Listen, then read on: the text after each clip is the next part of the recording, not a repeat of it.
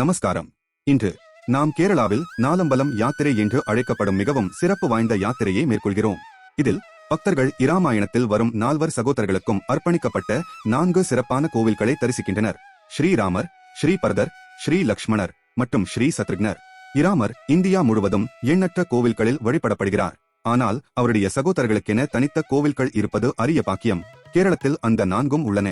மலையாள மாதமான கார்க்கிடகத்தில் இந்த யாத்திரை மிகவும் புனிதமானதாக கருதப்படுகிறது. ஒரே நாளில் 4 கோவில்களையும் தரிசிப்பது சகோதரர்கள் பிரதிபலிக்கும் ஒற்றுமை, தர்மம், தியாகம், பணிவு ஆகிய நற்குணங்களின் ஆசீர்வாதத்தை பெறுவதாக நம்பப்படுகிறது.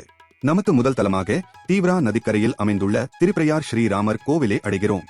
திரிபிரயாரப்பன் என்று அழைக்கப்படும் இங்குள்ள ராமர் சிலைக்கு ஒரு சுவாரஸ்யமான வரலாறு உள்ளது. இது ஒரு காலத்தில் துவாரகையில் பகவான் கிருஷ்ணர் வழிபட்ட மூர்த்தி. கிருஷ்ணர் பூலோகத்தை விட்டு பிரிந்தபின் இந்த மூர்த்தி கடலில் மூழ்கியது. பின்னர் சில மீனவர்கள் அதை கண்டுபிடித்து அப்பகுதி மன்னரிடம் ஒப்படைத்தனர். அவர் அதை இங்கு பிரதிஷ்டை செய்தார். இங்குள்ள பெருமாள் சத்துர்புஜ விஷ்ணு வடிவில் உள்ளார். சங்கு, சக்கரம், வில் மற்றும் ஒரு மாலையை தாங்கியவாறு தனித்துவமாக. திரிபிரயாரப்பன் சிவன் மற்றும் பிரம்மாவின் அம்சங்களையும் உடையவர். இதனால் அவர் திரிமூர்த்திகளின் ஒரு வடிவமாக கருதப்படுகிறார். இந்த கோவில் ஆரட்டுப்புழா போரம், மிகச் சிறப்பான ஏகாதசி ஊர்வலம், யானைகள் மற்றும் பாரம்பரிய இசையுடன் போன்ற மாபெரும் திருவிழாக்களுக்கு புகழ்பெற்றது. அடுத்து ஸ்ரீபரதருக்கு மட்டுமே அர்ப்பணிக்கப்பட்ட இந்தியாவில் உள்ள ஒரே கோயிலான இரிஞ்சாலக்குடாவில் உள்ள கூடல் மாணிக்கம் கோயிலுக்கு செல்வோம். தன்னலமற்ற பக்தியின் சின்னமான பரதனாக சதுர்பாகு விஷ்ணு இங்கு வணங்கப்படுகிறார். இந்த கோவிலின் பெயருக்கு பின்னால் ஒரு தனித்துவமான புராண கதை உள்ளது. ஒருமுறை மாணிக்கியம் என்று அழைக்கப்படும் ஒரு அரிய ரத்தினம் சிலையின் நெற்றியில் இணைந்தது.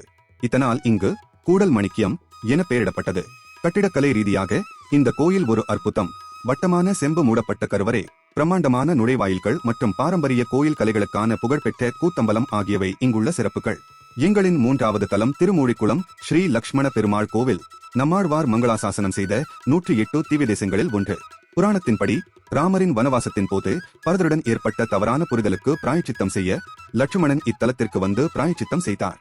இந்த இடத்தின் பெயர் திருமொழி, அதாவது விஷ்ணு பெருமான் முனிவர் ஹரிதருக்கு இங்கு வழங்கிய புனித வாக்கு என்பதில் இருந்து வந்தது.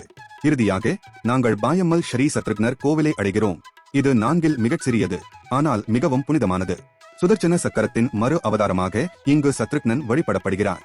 கருங்கல்லால் ஆன இந்த மூர்த்தி அபூர்வமான தெய்வீக தோட்டத்தை வெளிப்படுத்துகிறது. நாலம்பலம் யாத்திரை என்பது ஒரு கோவில் சுற்றுலா மட்டுமல்ல, இது ராமாயணத்தின் மதிப்புகள் வழியாக ஒரு ஆன்மீக பயணம்.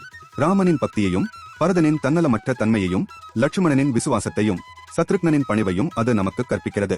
எனது வலைப்பதிவில் இந்த 4 ஆலயங்களின் முழு விவரங்களும் உள்ளன.